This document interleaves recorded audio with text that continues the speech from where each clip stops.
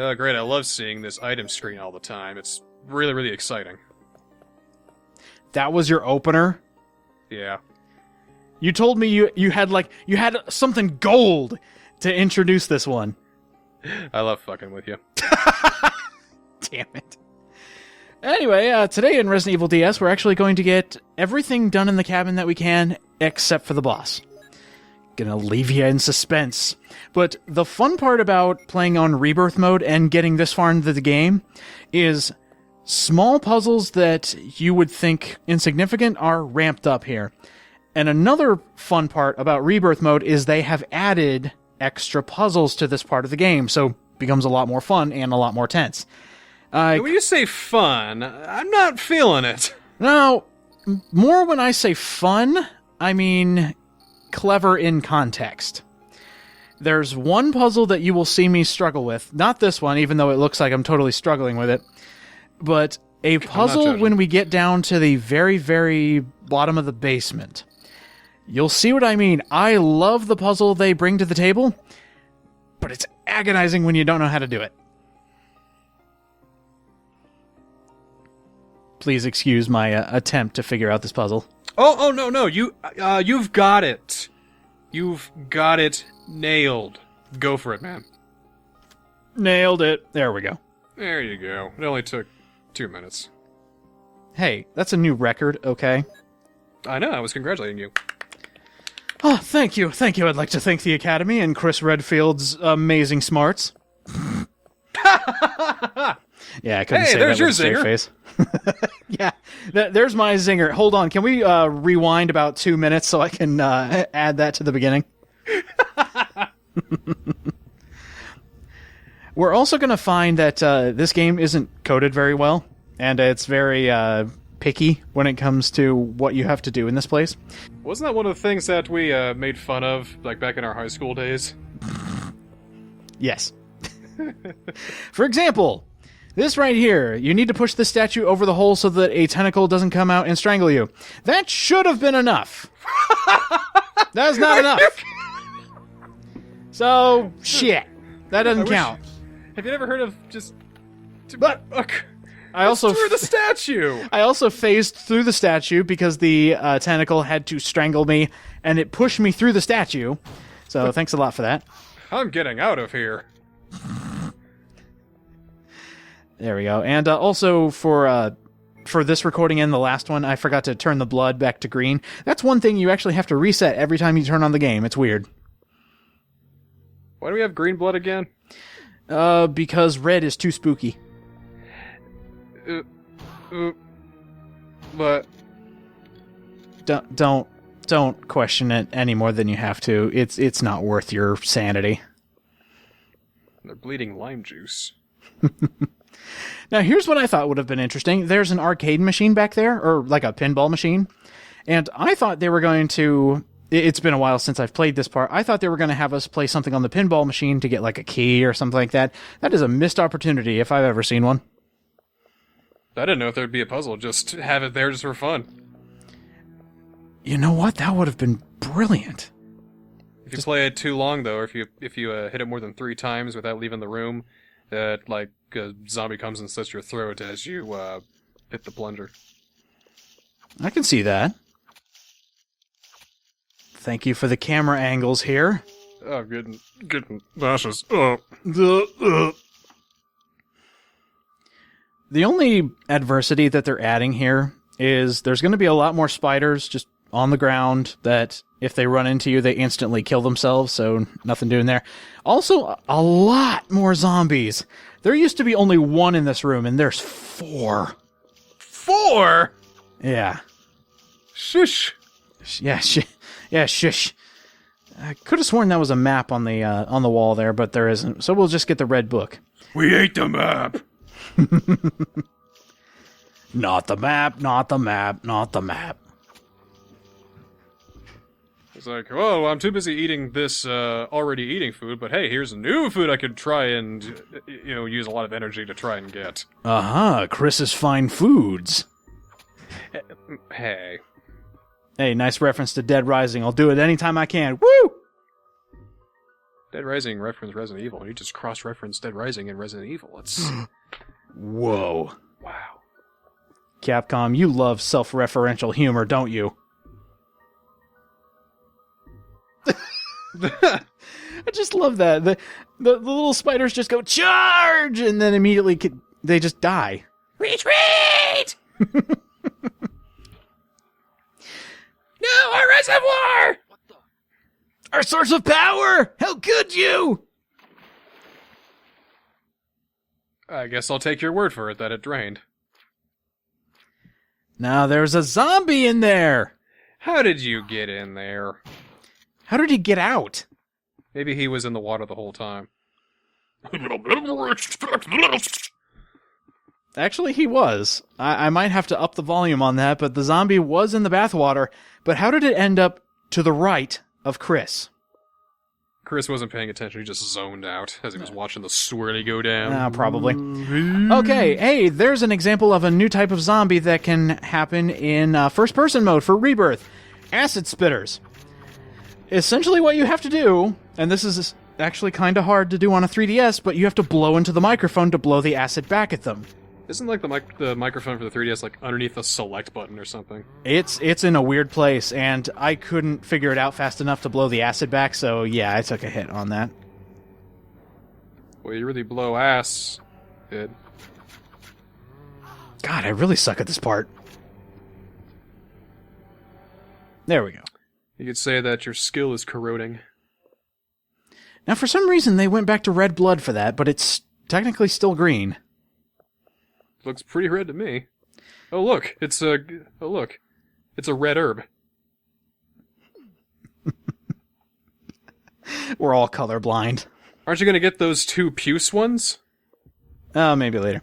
It could be that only the insects have... No, wait, zombies do have red blood. The insects have green. They will always have green. It wouldn't make sense for them to have red blood. No, I guess it wouldn't, would it?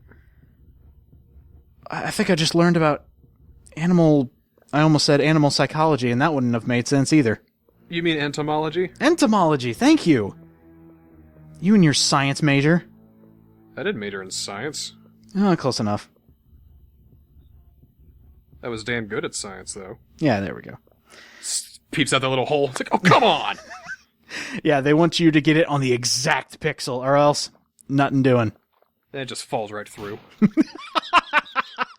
It hits the one tentacle and 6 more come out of the hole. No! Ow! A Looney Tunes scream happens in the background. This place is full of running zombies. I don't like it. Trying to get the cardio up. Yeah, exactly. I decided to drop off a couple things because Chris barely has any room for items, so I want to make sure I have plenty, especially since there are actually a lot of healing items in the cabin, and I want to take advantage of them and not leave them here, because there is no reason to come back to the cabin after you're done with it. That was like a dog torpedo. He was like, boom! Zooming right towards you. And thankfully, Chris is fast enough to knife a torpedo out of the air. Dog torpedo. He's also fast enough for something else. Let's ask Jill about that. Yeah. This is why she's hiding from him. It was supposed to be our date night tonight. Don't tell Chris! I mean, he's really sweet, but he's just, you know... Let's just say this is why his ex-girlfriends called him the Flash.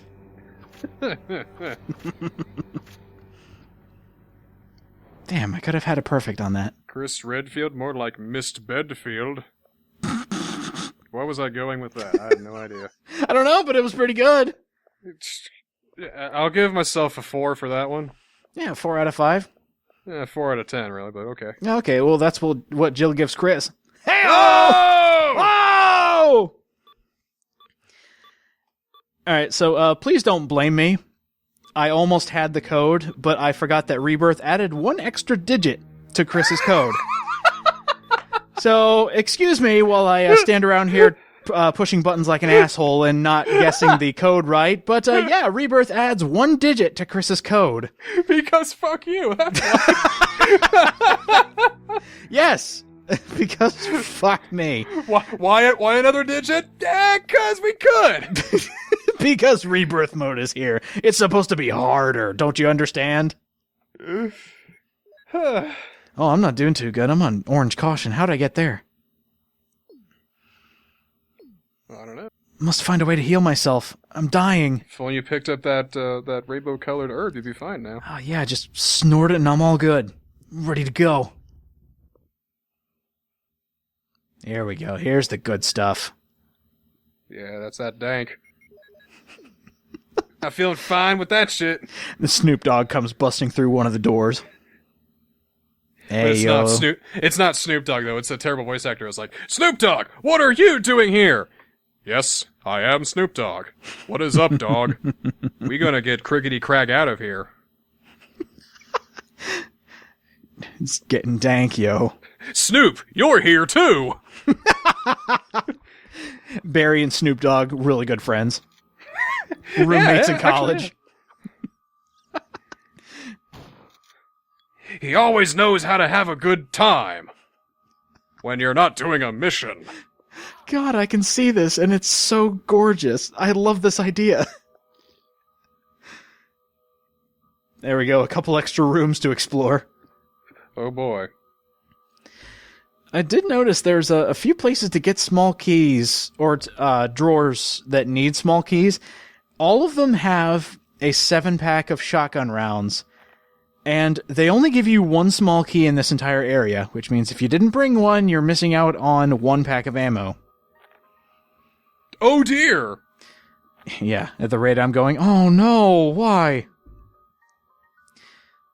I will say, though, having this much ammunition is really good for Chris, since he doesn't get the grenade launcher. I really can't wait to get his other weapon, because it is bullshit on how long you get to keep it. It is not a permanent weapon. Wait, so you're just given a gun and then it's immediately taken away because of nonsense? You'll see what I mean. Okay. You want to know what else is bullshit? This entire game? No, actually, this game's pretty good about not being bullshit. What's bullshit is Rebirth mode and what they add down here. Just for a little added difficulty, let's add spiders to the ground, but that's not all. Let's add a giant wasp down here that you can't knife unless you're in perfect sync with it, and also that hurts you and that could possibly poison you. Thanks for that, Capcom. So much so that I actually had to shoot the damn thing. Well, hey, man, I gotta use the fucking shotguns on wasps, too. You can never be too safe. True. I mean, would you shotgun a cartridge of Buck Bumble? I actually had that game. I have that game right now. And for those of you asking, no, it'll never happen. Never happened. It's not very good. No, it's not. It is not very good at all. The only good thing going for it is the title theme. That's it. Buck Bumble. That's not how it goes. Whatever. You just fucked yourself. Did I really, though? Yes, I did. So let's fast forward. You didn't see that. You totally did not see that. One cool thing is, if you've already pushed the other crates into place, they won't go back to their original position, so this was the only one I had to push back. I see. So, not absolute sadists, but pretty nice. Aw, come on, Chris. You can push that with ease. Man, if only I could push a boulder like this. I can't wait to see how much fanfare we get for pushing that fucking boulder in Resident Evil 5.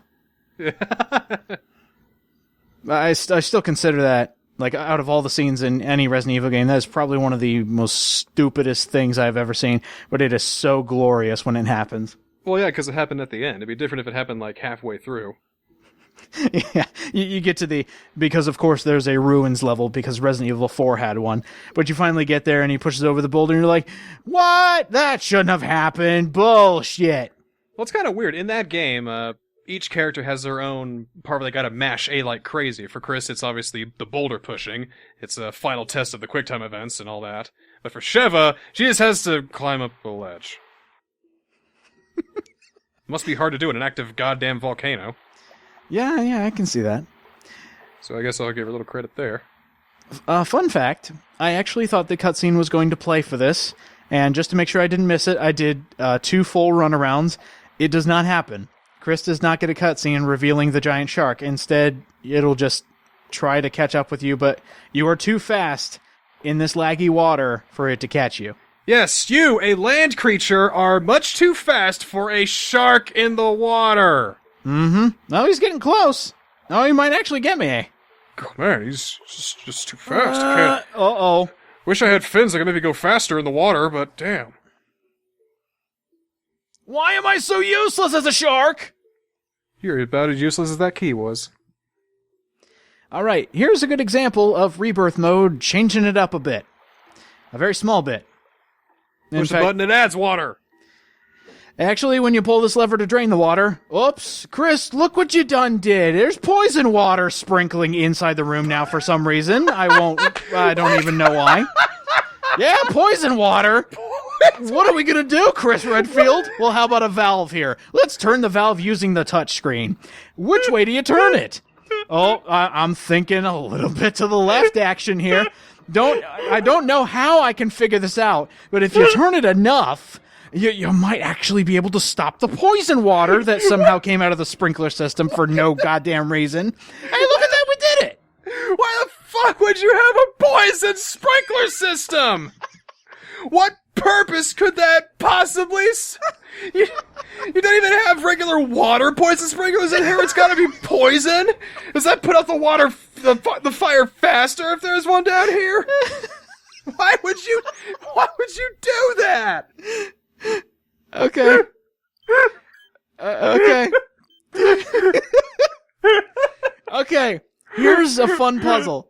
I love this puzzle, but it took me for goddamn ever.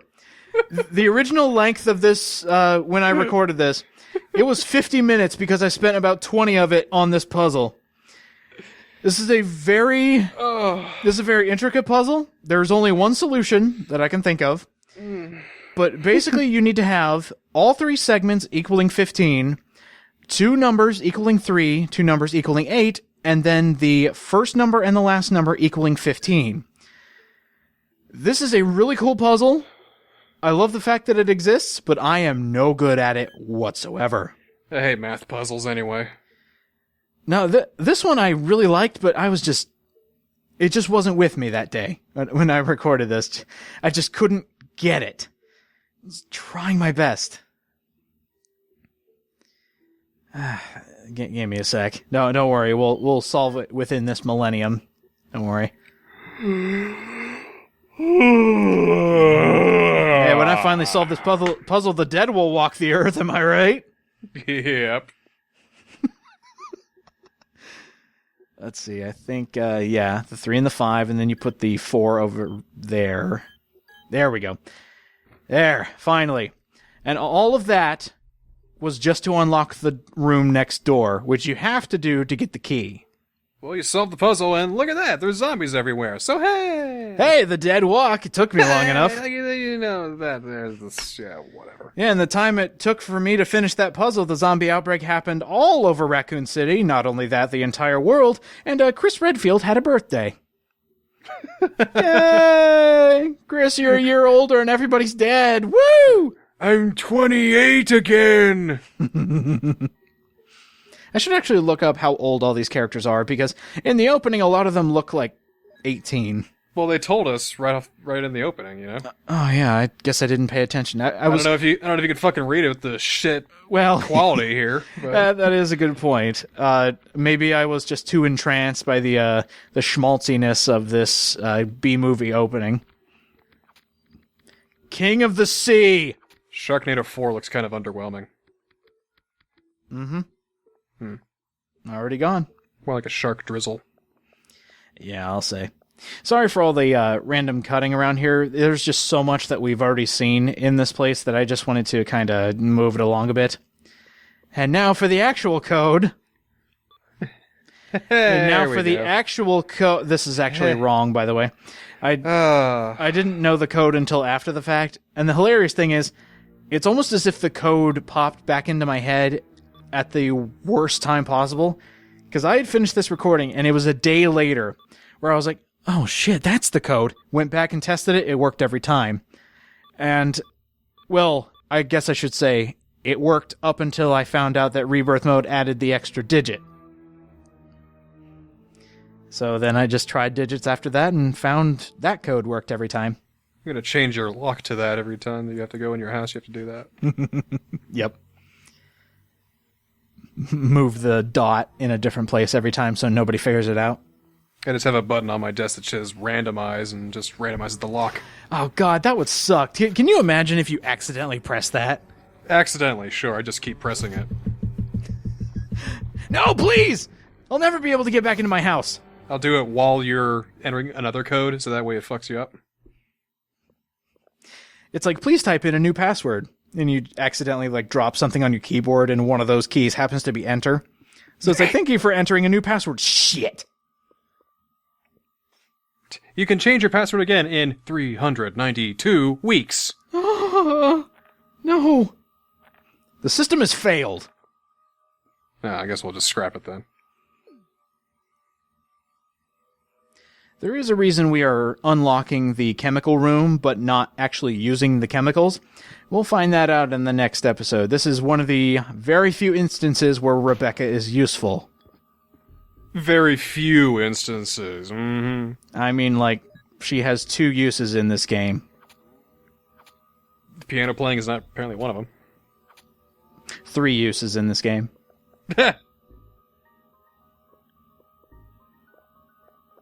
Have we discovered one of those uses already, or was it? The piano playing was the first use. The next use is going to be against this boss if you choose to use that. Because if Chris goes ahead and just finishes off the boss with the V-Jolt, we won't have to worry about it. But the third use is actually for hilarity. And that's really bad to say because something really terrible can happen to Rebecca if you play your cards right, but I think it's fucking hilarious.